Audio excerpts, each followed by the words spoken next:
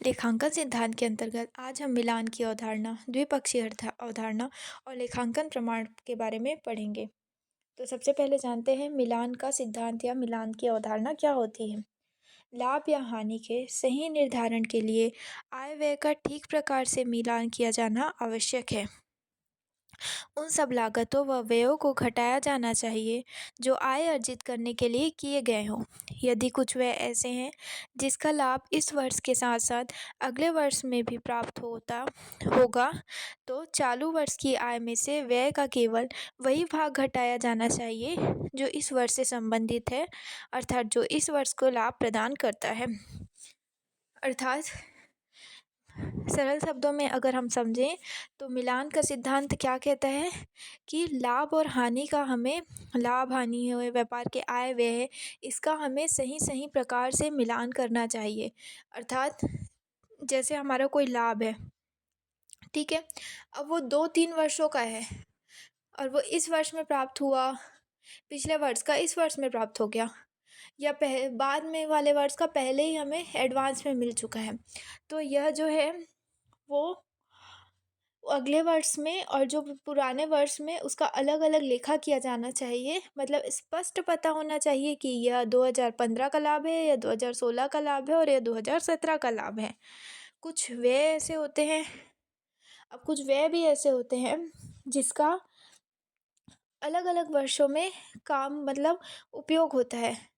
एक बार पैसा दे देते हैं लेकिन उसका जो जो हमें उसके बदले प्राप्ति होती है वह अलग अलग वर्षों में होती है, तो इसलिए इसे भी अलग अलग वर्षों के हिसाब से निर्धारित किया जाना आवश्यक है।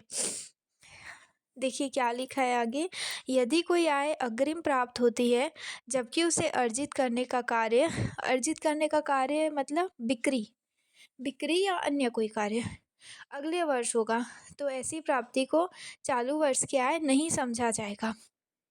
जैसे मैंने बताया कि एडवांस रकम हमें प्राप्त होती है। अग्रिम का अर्थ क्या होता है? एडवांस। अब कोई हमें पहले से पैसा दे दिया है कि ये 100 रुपये तुम रख लो और इसके बदले में तुम मुझे कोई सामान देना, बट वो अभी नहीं देना, मुझे अगले फाइनेंशियल ईयर में देना। तो वो जो 100 रुपये है वो हमारे इस फाइनेंशियल ईयर की बिक्री नहीं है, वो है हमारे अगले फाइनेंशियल ईयर की बिक्री, तो इसे चालू वर्ष की आय नहीं समझा जाएगा। इसी प्रकार जिस समयावधि की आय या व्यय है, व्यय भी या आय भी उसी समयावधि की ली जानी चाहिए। अर्थात कहने का मतलब यही है कि जो वो आय है या व्यय है वो जिस समय के लिए है वो उसी समय के हिसाब से ही लेना पड़ेगा हमारी खाता पुस्तकों में। अतः सही मिलान के पश्चात ही सही लाभ का निर्धारण होगा। यह कहना चाहता है कि आय और व्यय को हम बराबर जिस जिस वर्ष की है उस वर्ष में जब डिफाइन करेंगे तो ही हम वास्तविक लाभ को प्राप्त कर सकेंगे। इसको एकदम सरल उदाहरण से समझते हैं। देखिए, मान लो आपका कंस्ट्रक्शन का व्यापार है, आपने 100 रुपये का सामान खरीदा। कितने रुपए का परचेस करा? 100 रुपये का। अब आपने मात्र उसमें से 20 रुपये के सामान का उपयोग करा और उसमें 5% प्रॉफिट हुआ, 25 रुपये। आपकी इनकम हुई 25 रुपये, आपके व्यय कितने हुए? 100 रुपये। तो यह बैलेंस बनेगा क्या? जब आपने उसमें से सिर्फ 20 रुपये का ही उपयोग करा तो जो बाकी का 80 है वो आपकी क्लोजिंग स्टॉक में आएगा और वो अगले साल के लिए एक्सपेंस होगा ना। तो इधर का 20 खर्चा हुआ और इधर 25 प्राप्त हुआ, तो जो 5 रुपये है वो हमारा प्रॉफिट है, और जो वो 80 रुपये जो हमारा बचता है वो अगले साल का हमारा व्यय में आएगा। एक व्यवसाय के लिए किसी वर्ष विशेष के सही लाभ या हानि की गणना करने के लिए उस अवधि के सभी आगम, चाहे रोकड़ मिली हो या न मिली हो, या सभी व्यय चाहे रोकड़ का भुगतान हुआ हो नहीं हुआ हो, अभिलेखन किया जाना चाहिए। देखिए ये क्या कहता है, रोकड़ मिली हो अथवा न मिली हो, या रोकड़ दी हो अथवा ना दी हो। मान लो इस बार हमने कुछ खर्चा किया, 100 रुपये का कोई सामान लेके आ गए, ठीक है, हमारे व्यापार में हमने कोई 100 रुपये का सामान ले लिया। मान लो हमारा दुकान है, हमने 100 रुपये का कोई एक्सपेंस किया, अब उसके पैसे हमने चुकाए नहीं हैं। चूँकि हमने उसके पैसे नहीं दिए हैं, इसका अर्थ ये नहीं है कि वह हमारे इस साल के व्यय में काउंट नहीं होगा। वह हमारे इस साल के व्यय में काउंट होगा, क्योंकि उसका उपयोग तो हम इसी साल कर रहे हैं ना। यही है हमारा मिलान की अवधारणा। अब आगे देखते हैं द्विपक्षीय अवधारणा। तो द्विपक्षीय अवधारणा किसे कहते हैं? इस सिद्धांत के अनुसार प्रत्येक व्यावसायिक व्यवहारों के दो स्वरूप होते हैं, जिसमें प्रथम पक्षकार प्राप्तकर्ता तथा दूसरा पक्षकार देयता होता है। प्रभावित दोनों पक्षों के खाते में से एक खाता विकलन तथा दूसरा खाता समाकलन होता है। द्विपक्षीय अवधारणा में क्या कहता है कि दो पक्ष होंगे। नाम से स्पष्ट है, द्विपक्षीय अर्थात दो पक्ष। तो एक पक्ष क्या होता है हमारा? प्राप्तकर्ता, और दूसरा क्या होता है? देयता। ये तो स्पष्ट सी बात है। जब हम व्यापार करेंगे, लेन देन करेंगे, तो एक पक्ष देने का काम करेगा तो दूसरा पक्ष लेने का काम करेगा। तो ये कहता है दोनों पक्षों के खातों में से एक को क्या करते हैं? एक को डेबिट करते हैं तथा दूसरे को क्रेडिट किया जाता है। चलिए इसे एक उदाहरण के द्वारा समझते हैं। राजेश ने 10,000 से व्यापार प्रारंभ किया। इस व्यवहार में एक पक्ष में रोकड़ तथा दूसरे पक्षकार रोकड़ लगाने वाला राक्षस होगा। ठीक है, देखो राजेश क्या करता है? 10,000 से व्यापार प्रारंभ करता है। यहाँ पे दो पक्ष हैं, एक है राजेश, दूसरा क्या है? 10,000 रुपये। जहाँ एक और रोकड़ संपत्ति और दूसरे ओर यह रोकड़ पूंजी के रूप में व्यापार का दायित्व माना जाएगा। अतः इस सौदे में दो खाते, रोकड़ खाता व पूंजी खाता प्रभावित होंगे। राजेश एक खुद व्यक्ति है। यहाँ पे आपको व्यापार के व्यक्तिगत सिद्धांत को भी ध्यान में रखना पड़ेगा। व्यापार स्वयं एक व्यक्ति है, राजेश एक अलग व्यक्ति है। अब राजेश क्या करेगा? 10,000 रुपये व्यापार में लगाएगा। ठीक है, तो राजेश क्या है? देने वाला, और लेने वाला कौन होगा यहाँ पे? व्यापार। व्यापार का क्या खाता बनता है? पूंजी खाता। तो यहाँ पे दो खाते बनेंगे, एक पूंजी खाता, एक रोकड़ खाता।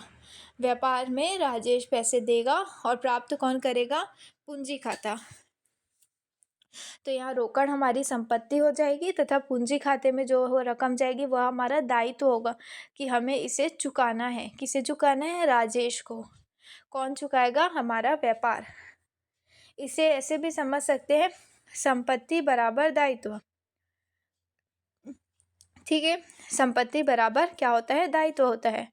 अब ये जो पूंजी है, आखिर तो ये बढ़ेगी ना, तो पूंजी की गणना कैसे होगी? पूंजी बराबर संपत्ति ऋण दायित्व। मतलब ये जो 10,000 पूंजी आई, अब इसमें इनकम तो होगी ना हमें। धीरे धीरे मान लो बढ़कर ये पूंजी 15,000 रुपये की हो जाती है। ठीक है, ये जो रोकड़ अमाउंट है 10,000, सॉरी, ये 15,000 रुपये का हो जाता है। और हमारा दायित्व कितना है देने का? 10,000 रुपये का। तो जब हम इस 15,000 में 10,000 को माइनस करेंगे तो हमारे व्यापार की पूंजी कितनी हो जाएगी? 5,000 रुपये। यह कह रहा है प्रत्येक विकलन का समाकलन तथा प्रत्येक समाकलन का विकलन पक्ष होता है। यदि कोई मद एक पक्ष में के लिए हानि है तो दूसरे पक्ष के लिए लाभ है। यदि कोई क्रेता होगा तो विक्रेता भी अवश्य होगा। यह कहता है कि एक लेन देन, हर लेन देन चाहे वह किसी भी प्रकार की हो, उसमें दो पक्ष होंगे ही होंगे। अगर हम वस्तु बेचेंगे तो हम विक्रेता होंगे, तो उसे खरीदने वाला भी तो कोई ना कोई होगा ना। अगर कोई खरीदने वाला नहीं होगा तो हम बेचेंगे कैसे?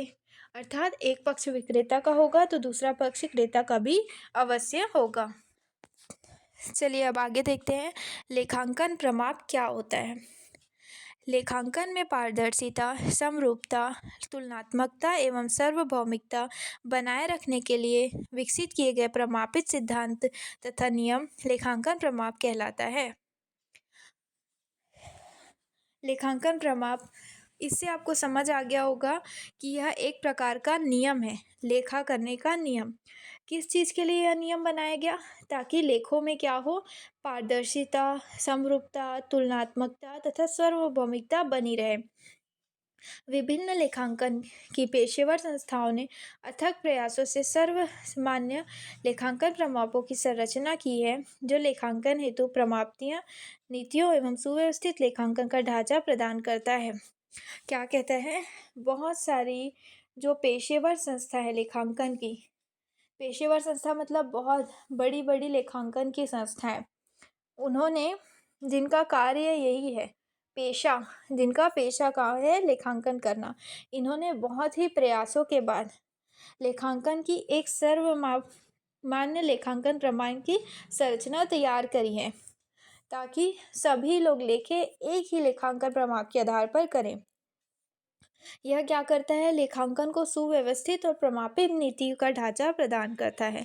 साथ ही व्यवहारों एवं घटनाओं के मापन, मान्यता, प्रस्तुतिकरण एवं प्रकटीकरण के संबंध में मार्गदर्शन प्रदान करता है। ठीक है, अब ये जान लेते हैं कि लेखांकन प्रमाप की आवश्यकता क्यों पड़ी आखिर। कोई भी कैसा भी लेखा करे, सब अपने हिसाब से कर सकते हैं ना। किसी व्यक्ति का खुद का व्यवसाय है तो वह चाहे तो खुद के हिसाब से लेखा कर सकता है, उसे जैसा करने का मन हो। परंतु इसकी आवश्यकता पड़ी क्यों? देखिए, जानते हैं हम।